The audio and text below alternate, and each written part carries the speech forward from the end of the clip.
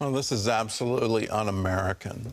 We're supposed to be a bastion of liberty, a bastion of freedom of religion, freedom of conscience, freedom of assembly, all of these things. And to see this kind of targeting happening in our own country is absolutely horrific.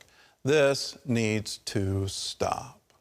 When you look at the FBI database, they track hate crimes, religious hate crimes, and the number one, far and away, is hate crimes directed at Jewish people.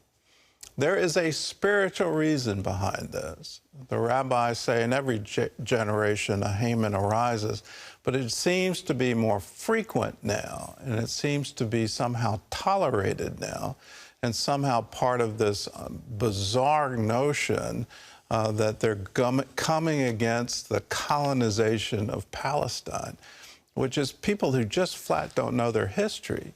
The very name Palestine is from Emperor Hadrian. We talk a lot about the destruction of the temple in AD 70, but look forward to 135 AD. Go forward in time, just 65 years. And you see Emperor Hadrian. He is bent on wiping out the Jewish people. He wants to wipe Israel off the map. And so he renames Israel, Syria Palestina. That's where Palestine comes from, an attempt by a Roman emperor to destroy the Jews. He destroyed the genealogies. He plowed the Temple Mount so there could never be a temple rebuilt. He did all of those things to wipe out the Jews. So when people are joining in with it, they're joining with the same spirit that they want to wipe out the Jews. And that's exactly the cry of the Palestinian Authority, to drive Israel into the sea. That's been the cry since 1948. As Christians, we stand with Israel, and we stand with their right for self-determination. We stand with the Jewish people, and that needs to be really emphasized today, because today is Yom Kippur. It's the holiest day on the Jewish calendar. As Christians, can we participate in that? You betcha. And here it is from Hebrews chapter 9. Jesus has come into the temple in the heavens and has made the sacrifice for us. This is what Yom Kippur is all about, our day of atonement, where Christ gives the sacrifice for all people for all time. So Christ has now become the high priest over all the good things that have come. He has entered that greater, more perfect tabernacle in heaven, which was not made by human hands and is not part of this created world. With his own blood, not the blood of goats and calves, he entered the most holy place once for all time and secured our redemption forever. Under the old system, the blood of goats and bulls and the ashes of a heifer could cleanse people's bodies from ceremonial impurity. Just think how much more the blood of Christ will purify our consciences from sinful deeds so that we can worship the living God.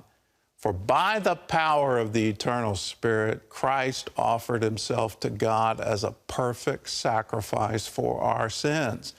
That is why he is the one who mediates a new covenant between God and people, so that all who are called can receive the eternal inheritance God has promised them.